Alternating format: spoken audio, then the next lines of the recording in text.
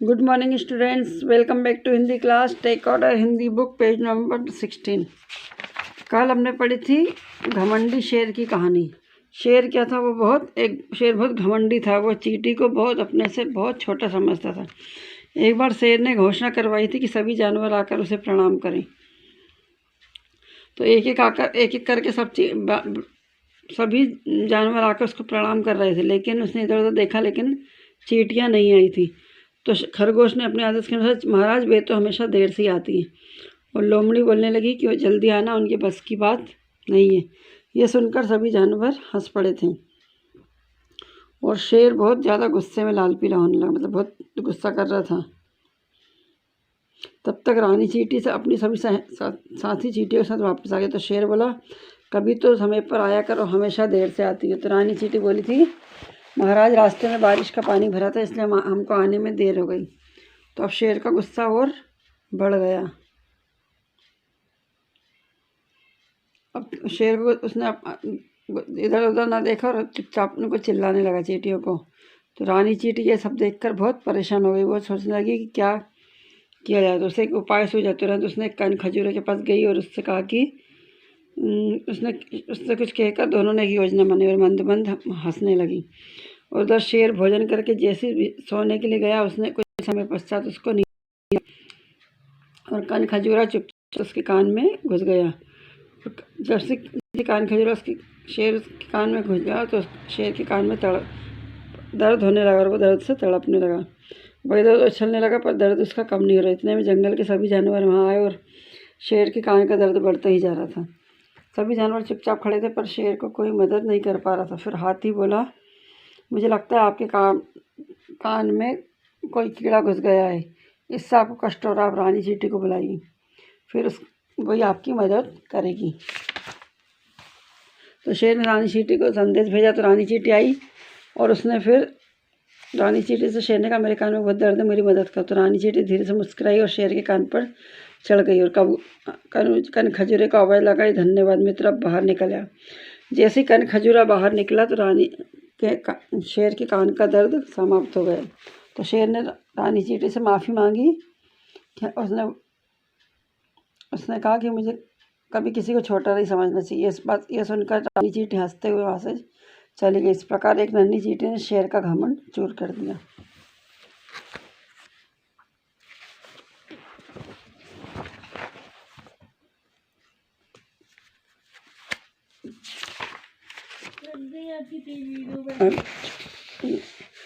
निम्नलिखित प्रश्नों के उत्तर दीजिए। शेर को गुस्सा क्यों आ गया? क्योंकि चींटियां आने में देरी कर रही थी। चींटियों ने देर से आने का क्या कारण बताया? चींटियों ने देर से आने का कारण बताया कि बारिश का पानी भरा हुआ था।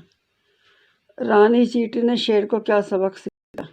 रानी चींटी ने शेर को सबक सिखाया कि कभी किसी को छोटा नहीं समझना चाहिए। रानी चींटी ने शेर को सबक सिखाने के लिए किसकी मदद ली? तो रानी चींटी ने शेर को सबक सिखाने के लिए कन खजूरे की मदद ली। अंत में शेर ने रानी चींटी से क्या कहा? शेर ने रानी चींटी से क्षमा मांगी और कहा कि कभी किसी को छोटा नहीं समझना चाहिए।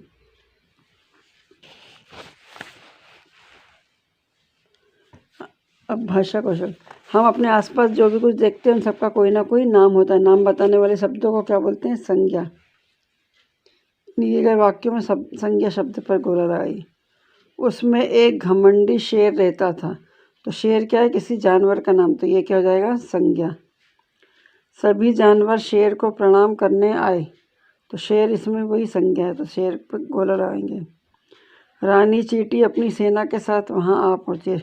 तो रानी क्या है? चींटी का नाम है, तो ये रानी पे गोला लगाएंगे। कन खजूरा चुपके से शेर के कान में घुस गया। कन खजूरा और शेर क्या है? संज्ञा, तो ये दोनों पे गोला लगाएंगे। जंगल के सभी जानवर वहाँ आ गए। जंगल क्या? किसी जगह का नाम है, तो इस पर गोला लगाएंगे। ये सब शब्द है संज्ञा। कौन कैसा है? रेखा खींचकर बताइए। घमंडी, होशियार, घमंडी, समझदार, गुस्से वाला, बलशाली, छोटा। होशियार कौन थी? चींटी। घमंडी कौन था? शेर। समझदार थी चींटी, गुस्से वाला था शेर, बलशाली शेर, छोटा चींटी। पढ़िए, समझिए और एक एक शब्द स्वयं लिखिए। गुस्सा रस्सी 80, कष्ट सृष्टि दृष्टि, नन्हा कान्हा तन्हा, प्रणाम प्रसन्न प्रवेश। शब्द के जिस रूप से एक या अनेक होने का पता चलता है उसे वचन कहते हैं। नीचे दिए गए शब्दों के वचन बदलिए। चींटी का क्या होगा? चींटियाँ। डाली का डालियाँ, रानी का रानियाँ और तितली का तितलियाँ। पंचतंत्र की और कहानियाँ ढूंढ कर लिखिए। इस कहानी के लिए कोई नया नाम जो सोचकर कक्षा में कहिए। आपको इस कहानी में कौन सबसे अच्छा लगा और क्यों, इस कक्षा में चर्चा कीजिए। Thank you, have a good day. इसको आप फिर से पढ़ लीजिएगा।